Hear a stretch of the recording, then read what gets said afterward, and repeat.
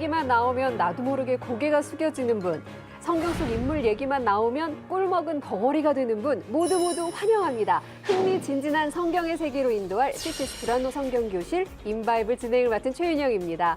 성경의 수많은 사건과 인물들을 역사적으로 들여다봄으로써 성경을 더 깊이 이해할 수 있는 특별한 시간 마련했는데요. 지금까지 우리가 알지 못했던 성경 이야기들을 통해서 성경이 꿀송이보다 달다는 말을 제대로 느끼실 수 있을 겁니다. 오늘 재밌는 성경 이야기 들려주실 분들 모셨는데요. 인사 부탁드리겠습니다. 안녕하세요. 장동민이라고 합니다.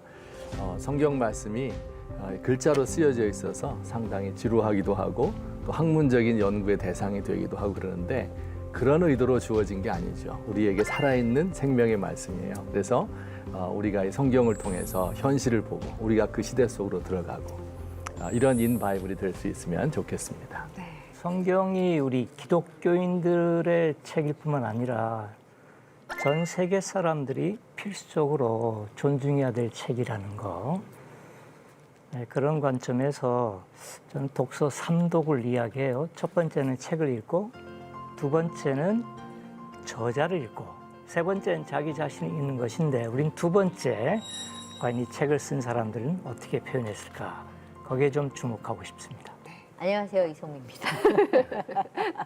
저는 성경 공부를 쭉 했었고요. 들은 얘기 중에서 가장 많이 팔린 책이 성경이고 가장 안 읽는 책이 성경이다라는 얘기를 들었어요. 네. 사놓고 그냥 집에다가 이렇게 보관만 하는 거죠. 그런데 저는 오늘 이 시간을 앞으로 여러분들이 쭉 지켜보면서 성경이 나를 움직이게 하고 내 마음을 변화시켜서 새로운 사람으로 태어날 수 있는 그런 계기를 만들어주는 프로그램이 될 거라고 믿습니다. 그래서 나왔고요. 너무 알고 싶고 알면 알수록 더 깊게 알고 싶은 그런 마음이 있어서 오늘은 제가 캐물을 겁니다. 우리 시청자분들의 대변인이 돼주실 수 있을 것 같아요. 제가 여러분들의 입이 돼서 입 엄청 많이 노력하도록 하겠습니다. 근데 저희 이렇게 앉아있는데 한 자리가 비어있는데 저긴 누가 성령님? 성령님 여기 계시는데 지금 보이시잖아요. 예수님? 누구? 예수님이면 너무 황홀하겠습니다. 오늘 저희가요, 인바이블을 위해서 이 성경 공부의 판도를 뒤집을 수 있는 아주 특별한 손님을 모셨습니다. 어허. 혹시 기대되는 분? 예수님 말씀해 주셨고. 예. 남자여도 괜찮아. 어떤 분인지 바로 모셔보도록 하겠습니다. 나와주세요.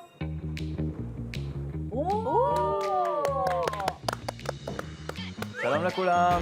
안녕하세요. 저는 이스라엘에서 온 하임입니다. 반갑습니다. 환영합니다.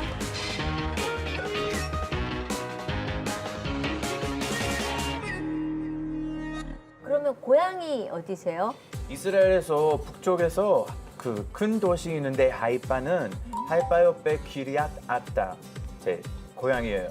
기리앗 아타는 그 작은 하이파보다 작은 도시예요. 네. 한국에는 언제 오신 거예요? 5년 됐어요. 이미 5년 됐어요. 그래서 한국 말씀 한국말을 잘하시고. 저렇게 잘해. 예, 진짜. 우리 10년을 외국 살아도 영어 하나도 못하는데. 오늘 또 새로운 관점에서 많은 이야기들을 들을 수 있을 것 같아서 하임 씨의 또 활약이 기대가 됩니다. 자, 그러면요 바로 들어가 볼게요. 기다리시는 분들 많으실 것 같아서 인바이블 첫 번째 시간 과연 어떤 성경 속 이야기를 만나게 될지 기대 많이 해주시고요. 다 함께 들어가 볼까요? 인바이블.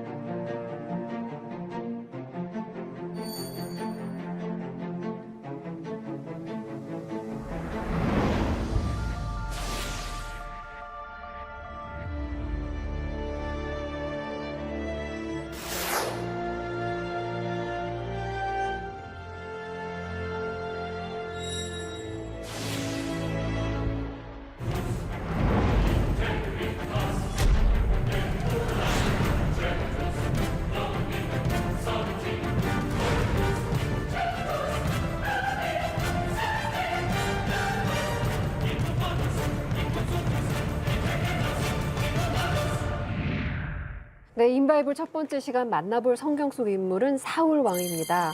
사울 왕 하면 저는 가장 떠오르는 게 하나님보다 사람의 평가를 두려워해서 망한 왕. 이렇게 기억을 하거든요. 어떻게 생각하세요? 사울 왕에 대해서? 많이 다르네. 나 일단 잘생겼다는 부분이 마음에 걸렸어. 키가 크고 훤칠한 인물을 가진 사울이잖아요. 네. 그러니까 잘생김이 제일 먼저 나오길래 살짝은 거슬렸었어요. 그리고 키가 크다는 부분이 오히려? 조금 사울 이전에 백성이 먼저 하나님께 왕을 달라 그랬잖아요. 네. 사실은 여호와 왕이 계신데 그 왕을 밀어내고 사울을 택했을 때 하나님은 얼마나 가슴이 아팠을까.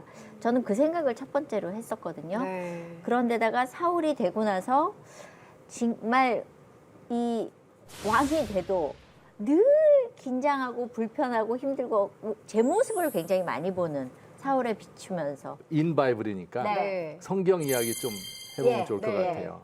이게 이제 사울이 왕이 되던 시기가 역사적으로 네.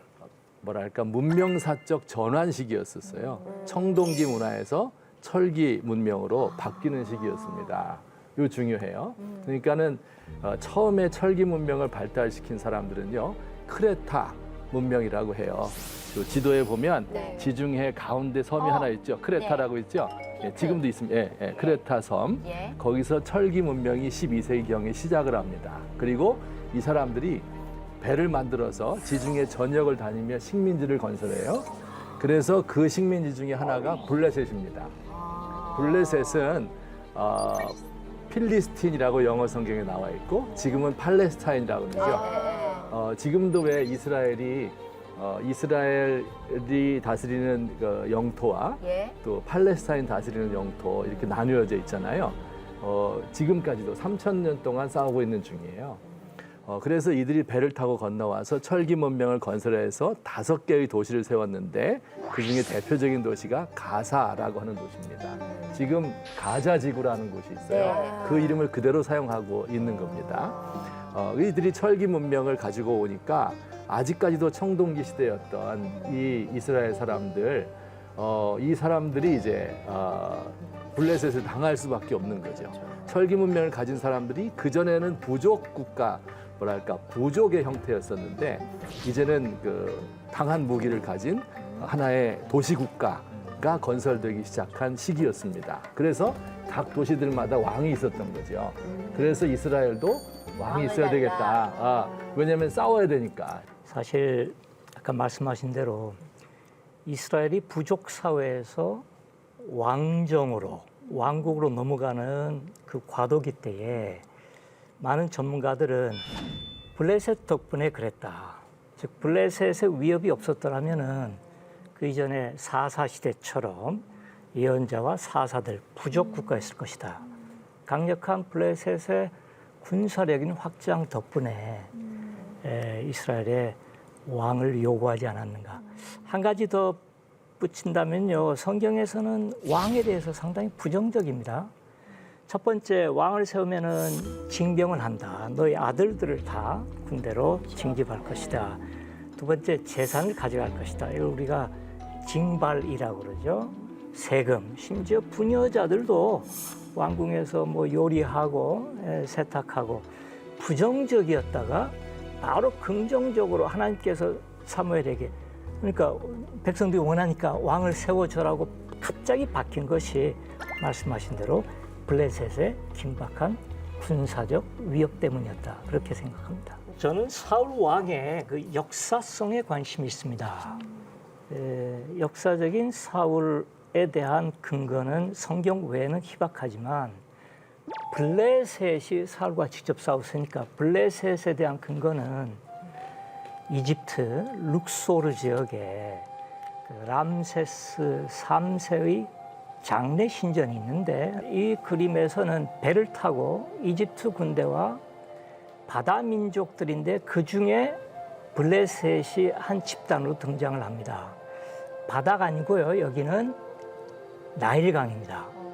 삼각주 지역에서 배를 타고 저것은 새 깃털로 만든 네. 블레셋 군인들의 투구인데요. 사실 뭐 투구가 보호받는 것보다도 네. 자기네들의 체계적인 어떤 유니폼 같은 것입니다. 보시면은 투구 모자가 있고요. 예. 또 밑에는 우리가 보통 킬트라고 불리우는 치마를 입었습니다. 예. 이스라엘 민족이나 블레셋이나 둘 다 출애굽을 했어요. 근데 블레셋은 지중해 쪽에 정착을 해서 동쪽으로, 이스라엘은 동쪽의 요단 건너편에서 이렇게 서쪽으로, 필수적으로 이스라엘과 블레셋은 대결할 수밖에 없었습니다. 전쟁은 늘 싸워서 이긴 건 하나님이 우리 편이 돼서 그것들을 싸워서 이기게 해주셨는데도 그렇죠. 그거를 밀어내는 그 거예요. 하나님을 신뢰하지 못한 거죠. 그리고 보이는 왕을 달라 했는데 어쨌든 역사적으로는 그런 시기였다 하는 것을 아니 홍해가 이해하시면 좋을 것 같아요. 갈라지고 예. 그 40년 동안 출애굽 그 시절을 겪었으면서도 그래도 그냥 눈에 보이는 게 더 먼저인 게 우리 인간인가 봐요. 진짜로 이스라엘 민족은 어떻게 평가를 해요? 이 사울 왕에 대해서? 사울은 학교에서 아니면 이스라엘에서 사울에 대해 배울 때 그 의견이 두 개로 나누어요. 하나는 그 엄청 부정적인 의견이에요. 왜냐하면 사울이 하나님의 길로 안 갔어요. 그 하나님을 좀 잊었어요. 그리고 그 두 번째 의견은 사울이 첫 번째 왕이었으니까 책임이 많았어요. 그렇죠. 그래서 아마 이 책임 때문에 그 길을 잃어버렸어요. 그래서 이 의견은 좀 사울이 불쌍한 사람이었다고 생각해요. 이렇게 역사 이야기랑 같이 들으니까 더 실감나고 이렇게 3D로 보고 있는 것 같아요. 영화를 보는 것 같은 그런 느낌이 듭니다. 우리가 생각하기에 하나님은 하나님이시잖아요. 백성이 왕을 달라고 했을 때 왜 거절하지 않으셨을까? 내가 이스라엘 백성은 지켜나갈 수 있으니 나를 믿고 따라와라 했으면 그들에게는 영원한 하나님이실 텐데 왜 그 자리를 양보하고 사람을 세우셨을까? 그게 저는 되게 궁금해요. 네. 아마 이건 제가 대답 드려야 될 것 네, 같은데요. 그 하나님의 성품이 그러신 것 같아요. 인간이 무엇인가를 강하게 요구할 때 그 사람에게 맞춰 주어서 그러면 이 시스템을 가지고 한번 살아봐라 이렇게. 그렇게 생각하면 이런 거 있잖아요. 너 한번 당해봐라. 음, 사람 입장에서 이렇게 생각을 하면 우리가 나쁜 거 달라고 애들이 그러면 안 돼, 다치니까 그래서 거절하는데 네. 할 수 없이 줬을 때는 너 이거 갖고 놀다가 한번 다쳐봐야 알지 뭐 이런 생각을 하니까 저의 얕은 생각으로는 그런 생각도 있고요. 또 하나는 인간의 시스템이라는 네. 게 사회 제도라는 게 사사시대가 좋았던 것 같지만 사사시대에는 안 좋았어요. 또 인간이 자기 소견에 옳은 대로 행했다. 왕이 없으므로 이때는 왕을 좋게 생각하는 견해입니다. 사사기에는요. 그런데 왕정도 마찬가지로 그러면 왕을 구해서 왕을 주면 더 잘할 것 같으냐? 사울도 실패했고 다윗이 성공하는 것 같았죠. 그렇지만 결국 다윗도 무너지게 되고 그렇죠. 그 뒤로 나오는 모든 왕들이 무너져서 네. 결국은 바벨론의 포로가 됩니다. 그러니까 사실 하나님 편에서 볼 때는 인간의 제도, 때론 그것이 정치 이념일 수도 있죠. 인간이 간절하게 원하는 자본주의 시장 경제, 뭐 혹은 또 공산주의 이런 그 이념들에 대해서 허용하시는 것 같아요. 그리고 그 안에서 어차피 악한 제도예요. 그래서 그 안에서 당신의 사람들을 통해서 그 나라를 이루어 가시는 이것이 하나님의 일이 아닐까 그렇게 생각됩니다. 우리도 가끔 그럴 때 있잖아요. 달라고 기도할 때. 그렇죠. 예. 기도해도 안 돼도 끝까지 기도하잖아요. 그런 게 그 이스라엘의 그때의 모습이 아니었을까. 그렇죠. 사무엘이라는 되게 멋진 그런 사사가 있음에도 불구하고 왕을, 그리고 우리는 이제 나가서 전쟁을, 그래서 우리를 지켜줄 국가, 막 이런 걸 되게 바랬었던 게 지금 우리의 그 달라고 하는 그 모습하고도 또 많이 닮아 있는 것 같아요. 저는 이제 성경의 역사적인 배경, 그것을 강조하잖아요. 네. 그러니까 사울이 왕이 된 스토리가 최소 3가지 버전이 있단 말이에요. 네. 처음에 가장 자연스러운 것은 당나귀들을 잃어버렸어요. 그걸 찾으러 가요. 꼭 찾아와야 돼요. 복수로 나와 있고 여러 마리예요. 근데 그 잃어버린 거를 잘 찾아주는 신통한 점쟁이가 있다. 그런 소문을 들어요. 그래서 사울의 그 하인이 4분의 1 세겔 현찰을 가지고 가서 그 용하게 이걸 알려준 사람을 찾아간 그게 바로 사무엘이에요. 그 다음에 이제 제비 뽑아서 이제 베냐민 지파 중에서 이 가문에서 그렇게 됐는데, 자, 여러 가지 버전이 네. 하나로 정리되지 않고 같이 있다는 것이 성경책의 역사성이에요. 이것은 신약에서도 예수님의 생애에 대해서 4가지 버전으로 복음서가 그것 자체, 왜냐하면 이것을 하나에 정리해버리면은 좀 의도적으로 미화된 인물일 가능성이 있는데 여러 가지 버전이에요. 제가 생각하기에는 첫 번째 것이 아주 자연스러워요. 당나귀 찾으러 갔다가 그 점쟁이처럼 용하게 알려준 사람이 있다. 그 사람이 사무엘이다. 우리가 사울이라는 인물에 대해서 좀 더 많이 알고 싶다는 그 호기심이 생기게 되는데요. 인물을 좀 자세히 이해하기 위해서 특별히 준비한 게 있습니다. 인바이블만의 자랑이자 히든 카드. 인바이블과 함께라면 힘들게 성지순례에 가실 필요 없습니다. 사울의 고향 기브아가 어떤 곳인지 궁금하지 않으십니까? 여기서 바로 와요? 그렇습니다. 저희가 확인할 수 있습니다. 이스라엘 현지를 소개해 드릴 텐데요. 사울의 고향인 기브아가 현재는 어떤 모습으로 남아있는지 연결해 보겠습니다. 통신원 나와주세요. 네, 안녕하세요. 인바이블 이스라엘 통신원 박지형입니다. 저는 이스라엘에서 거주한 지 7년 정도 됐고 앞으로 여러분들과 함께 이스라엘 성지 곳곳을 함께 다니면서 함께 여행해 보려고 합니다. 오늘 특별히 함께 동행할 분을 모셨는데요. 이스라엘 현지에서 미디어 회사 KRM을 운영하고 계시는 명형주 기자님이십니다. 기자님 안녕하세요. 안녕하세요. 네. 안녕하세요, 여러분. 만나서 반갑습니다. 네, 오늘 또 첫 시간인데 오늘 방문할 곳이 어디인가요? 네, 제가 듣기로는 여러분들이 사울의 고향을 가보고 싶다 그러셔서 기브아로 모실까 합니다. 네, 그럼 함께 가보실까요? 가시죠. 네, 저는 예루살렘에서부터 북쪽으로 지금 차를 운전해서 가고 있습니다. 오늘 또 특별히 동행해주고 계시는 저 뒤에 조이 군이 함께하고 있습니다.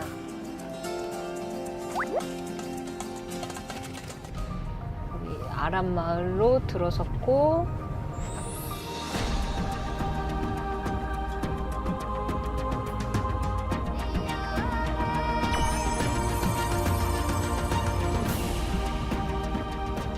완전 허허벌판이네요. 네, 이 언덕만 이렇게 허허벌판이고 이 언덕 주변으로 굉장히 많은 도시들이 있습니다. 이곳에서 기브아에서 보면은 동서남북이 다 한눈에 보이는 지역이에요. 요르단 국왕이 여기에다가 별장을 짓기 위해서 시작했던 공사가 끝나지 못한 채 지금 수십 년 동안 이렇게 남겨진 겁니다. 한번 들어가 보겠습니다.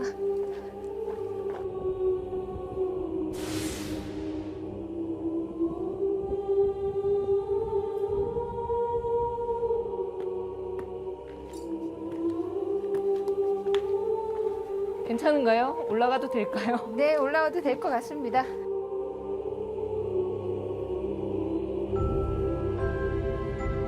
여기 생각보다 네. 그리고 아까 요 밑에는 전부 다 아까 구멍이 난 채로 비둘기 집으로 사용됐던 거라서 조심하셔야 될 것 같아요.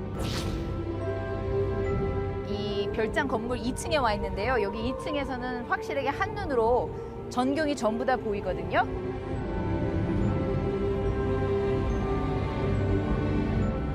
이곳에서 이제 왼쪽으로 보이는 이쪽이 서쪽인데요. 저기 이렇게 탑처럼 보이네. 네. 예, 저 타입처럼 보이는 이렇게 하나 이렇게 삐쭉하게 올라가 있는 것이 나비 슈무엘이라는 장소인데 사무엘의 무덤입니다. 이전에 사무엘이 그곳에서 이스라엘 백성들에게 다 모여라 했던 그 미츠페가 저기 나비 사무엘이라는 곳입니다.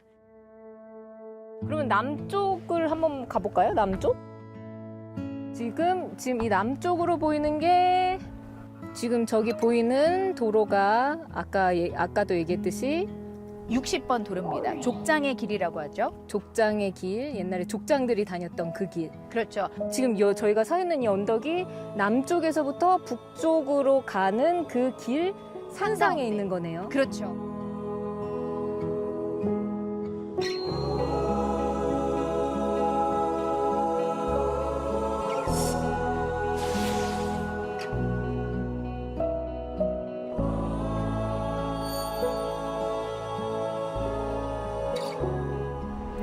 오늘 이렇게 첫 성지인 기브아에 다녀왔습니다. 그 당시 선지자 사무엘이 이렇게 사울 왕이 지내는 곳과 가깝게 있다는 걸 오늘 처음 알았는데 직접 와서 보니까 확실히 새롭게 깨닫게 되는 것이 많은 것 같아요. 앞으로도 성지 곳곳 이 깊숙한 곳들을 여러분들과 함께 보고 배우는 시간 되었으면 합니다. 다음 시간도 기대해 주세요. 샬롬. 이렇게 우리가 성지 순례 가면은 네. 예루살렘 네. 뭐 이런데 정해진 데만 가거든요. 그쵸. 근데 이렇게 구석구석 살펴주니까 인바이블 좋네요. 너무 좋은 것 같아요. 네. 인바이블하고 함께 하시면 매주 이렇게 방문하실 수가 있습니다. 하이메 형제, 기브아는 어떤 곳이에요? 기바는 히브리어로 언덕이에요. 그 작은 산 뜻이죠. 그래서 우리는 기바에 대해 생각하면 다른 이름으로도 불러요. 우리는 그 기바는 기밧 슈무 히브리어 발음으로 기브앗 슈무엘 아니면 기브앗 엘로임. 한국말로 말하면 그 사울의 언덕 아니면 하나님의 언덕이란 기밧 샤울. 샤울. 아 제가 아까 슈무엘 말해서 샤울이에요. 기밧 샤울. 샤울이에요. 왜냐면 샤울은 그 유대인들이 12 부족 있었잖아요. 그럼 사울은 빈야민 부족의 사람이었어요. 그래서 우리는 그 빈야민 부족에 생각하면 기바는 수도 같은 도시였어요. 그때는. 기브아. 예. 현재는 기밧 샤울이라고 하거든요. 그쵸. 사울의 그 언덕. 1920년대에 발굴을 했어요. 대표적으로 성서 고고학자 윌리엄 올브라이트라는 교수님이 10년 가까이 발굴을 해서 기원전 1050년경 그 성체와 궁전의 일부를 찾아냈습니다. 그래서 기원전 1000년, 그 뭐 거의 정확하게 사울의 시대에 저 언덕이 새로운 도시로 이렇게 요새화된 것을 볼 수가 있고, 그러니까 사울이 왕이 되고 난 다음에요. 왕이 그러니까 이제 그곳 출신이에요. 기존에 거기 마을이 있었는데 본인이 왕이 되니까 자기 마을에 성벽을 쌓고 왕궁을 만든 거예요. 그러니까 재건축을 한 흔적을 실제로 발견했고요. 아까 보신 건물이 이제 후세인 왕이 저기가 좋은 게 예루살렘 굉장히 위에서 볼 수 있는 해발 860m쯤이니까 저걸 지었는데 1967년도에 6.1 전쟁 때 저 지역이 이스라엘에서 점령당하면서 어쩔 수 없이 공사를 멈출 수밖에 없었죠. 바로 옛날에 지었군요. 64년도에 그러니까 공사를 가능하지. 시작했는데 지금 이스라엘에 절대 못 짓죠. 네, 1967년에 6.1 전쟁 때에 저 지역이 이스라엘 쪽으로 넘어오니까 네. 공사를 더 이상 그렇죠. 할 수 없었던 없는 것이죠. 거죠. 그리고 한 가지 덧붙이고 싶은 건요. 왕이란 존재는 군인들의 우두머리입니다. 그러니까 군인이 없으면 왕이 될 수가 없어요. 그렇죠, 그렇죠. 정규군을 말하거든요. 왕은 백성의 우두머리 아닌가요? 군인들, 그러니까 백성이 물론 그건 이제 통치했을 때 이야기고 실제적으로는 군인이에요. 그리고 왕이 있는 곳마다 성벽을 둘러쌉니다. 고고학적으로도 성벽이 있는 곳을 우리가 도시라고 그래요. 성벽은 단순한 울타리가 아니라 군사적인 방어 시스템이거든요. 군인들이 성벽에서 먹고 자고 하는데 이중 성벽을 만들고 적어도 4, 5층 정도 칸막이를 하기 때문에 뺑 돌아가면서 엄청난 그 군인들의 아파트 같은 곳이에요. 창고이자. 그래서 어쩔 수 없이 강력한 블레셋 군대 덕분에 이스라엘이 이제 사사시대에서 왕정시대로 넘어가게 됩니다. 그러니까 사사시대는 평소엔 농사 짓다가 전쟁이 일어나면 징발이 됐는데 왕정이 들어서면서 상비군이 생겨서 성경 보면 사울도 3,000명의 상비군을 거느렸다 이렇게 돼 있습니다. 근데 용모도 출중하고 겸손하기까지 했던 사울이었는데 왕이 되고 변하기 시작합니다. 다윗을 시기해서 다윗을 죽이기 위해서 한평생을 바쳤다 해도 과언이 아닌데 이 비극의 시작에 대해서 좀 들어봤으면 좋겠어요. 일단 시작은 굉장히 좋았잖아요. 네. 용모가 준수하고 또 키도 크고 전쟁을 할 수 있는 사람이었고요. 그다음에 그 겸손했어요. 네. 그래서 숨어 있었고 자기가 왕으로 부름 받았을 때 또 너그러웠어요. 그를 반대하는 사람을 죽입시다 이렇게 하니까 지금은 그렇게 할 때가 아니다 이렇게 해서 너그러운 마음을 가진 사람이었습니다. 게다가 제일 중요한 것이 싸움을 잘해야 되잖아요. 그렇게 하기 위해서 왕을 세웠으니까. 그런데 3번 싸워서 3번 이깁니다. 3전 3승이에요. 첫 번째 전쟁이 암몬 자손과의 전쟁입니다. 예, 그때 성경 보면 아주 인상 깊은 장면 나오는데 하나님의 영이 크게 임하셔서 그가 지도력과 이 용기, 힘을 얻어서 암몬 자손과 싸워서 승리를 합니다. 그리고 그들을 이스라엘 백성들을 구원해내요. 이게 1번이고 두 번째는 그 강대한 블레셋 사람들과 싸웁니다. 정말 수세에 몰려 있었는데 사울의 아들 요나단이 나가서 선봉장이 돼서 전쟁을 함으로 그 대승을 거두었습니다. 그다음에 세 번째는 아말렉과의 싸움이었어요. 아말렉은 유목민이었거든요. 이 남쪽 그 사막 지역에 사는 유목민이었었는데 그 굉장히 강한 군사력을 가지고 이스라엘을 침범해 왔죠. 우리말로 말하면 왜구 같은 이런 존재였었는데 이들과 싸워서 이깁니다. 그러니까 세 번 전쟁에서 3번을 이기니까 얼마나 위대한 사람이 되었겠어요. 이스라엘을 3전 3승. 그렇지 구원한 거죠. 아, 우리가 그리고 기대했던 왕의 모습이에요. 그렇죠. 그 당시에 전쟁은 또 재산을 늘릴 수 있는 유일한 방법이에요. 그렇죠. 뺏어오니까 전리품을 전리품을 가져오니까. 뺏어오니까. 그래서 이스라엘은 부강한 나라가 되었죠. 든든한 왕국이 되었습니다. 인기가 하늘을 찔렀겠네요. 찔렀어요. 그런데 사실은 자세히 성경을 들여다보면요. 그 한 전쟁마다 사울의 이 몰락이 예견돼 있습니다. 이 성경이 놀라운 문학 작품이에요. 그러니까.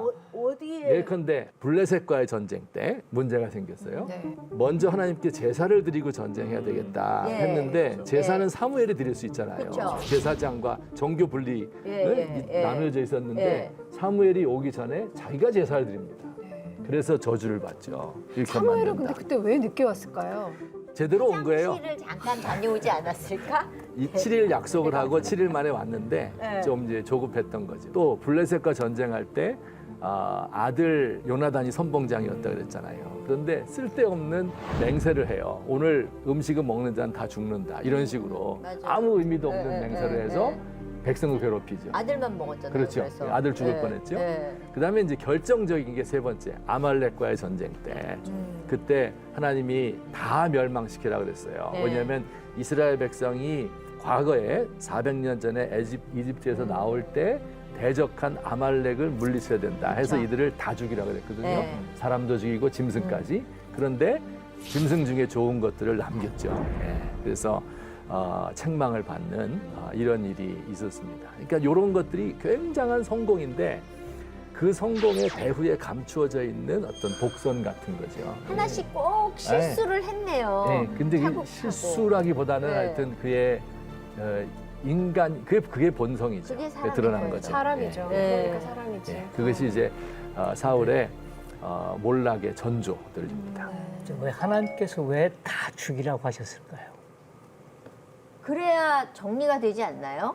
안 그러면 뭔가가 하나 남아 있으면 그것들이 또 다른 왜 우리가 영화를 보면 당신이 나의 원수이니 내가 당신을 뭐 갚겠습니다. 그리고 대를 이어서 아버지의 원수를 갚겠습니다. 이게 이어지잖아요. 그런 점도 있겠습니다만 예? 옛날에 전투가 포위 전쟁이 많아요.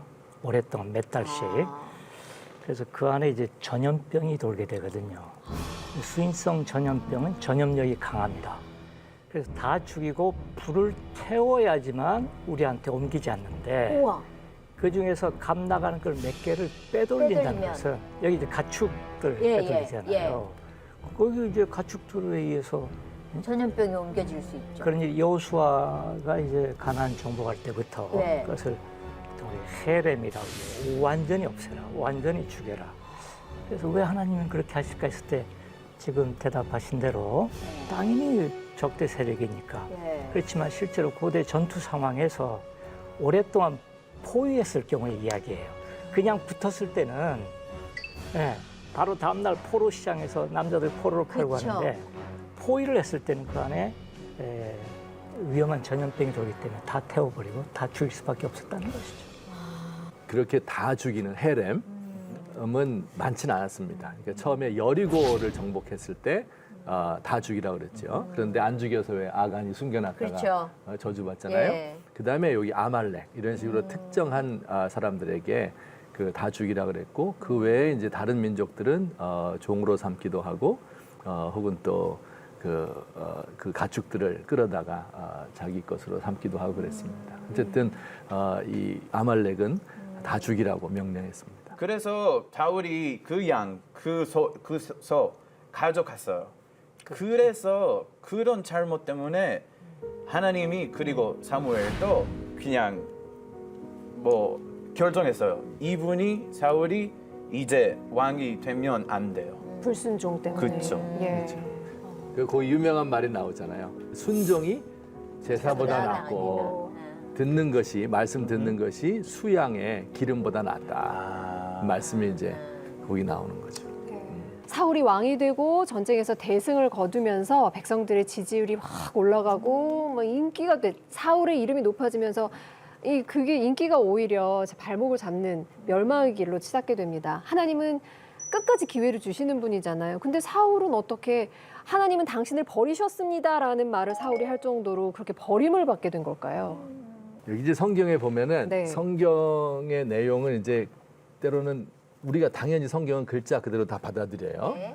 그러나 성경 안에는 과장이나 비유나 이런 수사법이 굉장히 많습니다. 후회하신 하나님. 그렇죠. 예를 들어서 이제 아들이 있는데 너 나가 이렇게 하면 그 진짜 나가는다는 뜻이 아니잖아요. 그런 애들 꼭 있어요. 나가는 애들인데. 예. 그러니까는 하나님이 버리셨다. 예. 이렇게 진짜 버린 사람이라면 버렸단 말도 안 해요. 안 하죠. 안 하죠. 그냥 네. 끝난 거지. 네. 그런데 내가 너를 버려서 왕이 되지 못하게 한다. 이 말은 다시 기회를 주는 거예요. 네. 그러니까 여러 차례 부분이 기회를 주는 거죠. 항상 걸렸어요. 네. 신약에서의 하나님은 정말 탕자가 그렇게 폐악을 저지르고 집을 나갔는데도 동구박까지 늘 아들을 기다리는 그런 아버지의 모습의 하나님인데 구약에서는 잘못하면 버려. 분명히 큰 잘못이죠. 너무너무 큰 잘못이긴 하지만 몇 번 잘못했다고 너 버렸어. 너 끝. 이렇게 하는 하나님인 것 같아서 야멸찬 하나님 무서웠는데 같은 느낌. 그렇지 그게 않습니다. 아니라 똑같습니다. 그 구약의 하나님과 신약의 하나님은 같은 분이셔요. 예. 그래서 신약 성경에서도 이렇게 그 단호한 부분들이 많이 있습니다. 구약의 하나님도 단호한 것처럼 보이지만 기다리시는 분이죠. 그러니까 끝까지 기회를 주는 거예요. 이제 제일 제가 성경을 읽으면서 이제 안타까웠던 부분은 마지막에 이제 아말렉 때 하나님이 순종이 제사보다 낫다 이렇게 이야기하면서 그를 버렸다 이렇게 말하잖아요. 그런데 그때 사울의 행동이에요. 뭐라 그러냐면은 이제 사무엘상 15장 말씀인데요. 제가 너무 안타깝게 생각하는 건데 바짝 엎드려야 되는데. 네. 30절에 보면 이런 말을 해요. 사울이 이르되 내가 범죄하였을지라도 이제 청하옵나니 내 백성의 장로들 앞과 이스라엘 앞에서 나를 높이사 나와 함께 돌아가서 내가 당신의 하나님 여호와께 경배하게 하소서. 무슨 뜻이냐면 앞으로 다스리고 전쟁을 해야 되는데 자기는 왕이에요. 하나님의 그 제가를 받아야 되는 거예요. 근데 사무엘이 하나님을 대표하고 있잖아요.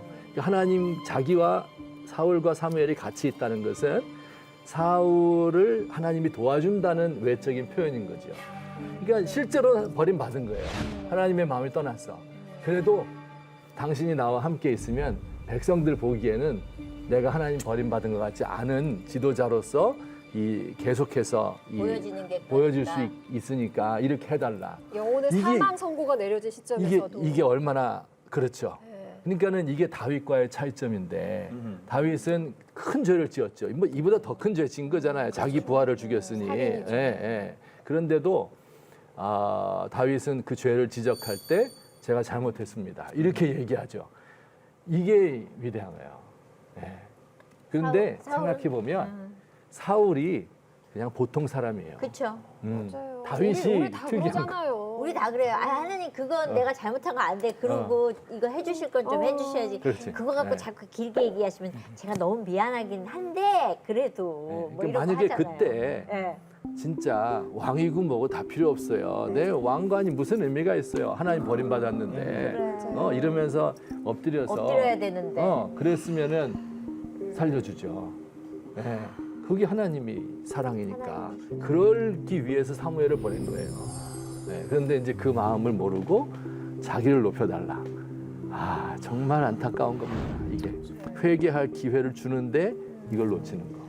매번 그럴 때마다 아담 오빠가 너무 늘 변명했던 아담 오빠가 그러니까. 그렇게 똑같은 피가 흐르나 막 이런 생각을 할 때가 있어요. 네. 거기까지 올라가게 돼요. 맞아요. 예. 하임은 어떠셨어요? 말씀 들으면서. 아까워요. 아까워요. 그래 왜냐면 사울이 그냥 잘 들었으면 그 사무엘의 말 아니면 하나님의 말 잘할 수 있었어요. 근데 사무엘 마음이 이미 바뀌고 있었어요. 그때는. 그래서 사무엘에 대해 생각하면 불쌍한 사람 모습이 나와요. 아까워요. 그 사람들의 사람이. 칭찬이 너무 달콤하고 사람들이 나 좋아해 주는 게 너무 행복하고 이게 사울의 근데 가장 큰 여기까지는 걸림돌. 불쌍한데요. 예. 그렇죠. 이 다음부터는 죽여요 사람들을. 완전 다른 다윗을 다른 죽이고 사람으로 바뀌었어요. 제사장을 제사장도 죽이고 죽이고. 뭐 전쟁 일으키고 막 이런 폭군으로 돌변합니다. 그게 그런 것 같아요. 사울이 이렇게 사무엘의 입을 통해서 넌 하나님한테 버림받았어 라는 말을 듣고 나서도 그 다음 전쟁에서 계속 이겨요. 그렇죠. 그게 너무 안타까운 그렇죠. 점인 것 같아요. 그러니까 오히려 더 해이해진 예, 거죠. 그렇습니다. 예. 하나님 없이도 나 돼. 뭐 이런 느낌이 약간 그렇죠. 있지 예. 않았을까? 아 그리고 너무 하나님의 경고를 가볍게 아이, 하나님 그렇지만 나를 사랑해 주시겠지 뭐 이런 마음이었을 것 같기도 하고 잘 모르겠어요. 하여튼 하나님을 만약에 크게 염두에 두지 않았죠. 아, 전쟁의 승리의 도취에서 그렇죠. 예. 그랬던 하나님 것 없어도 같아. 돼.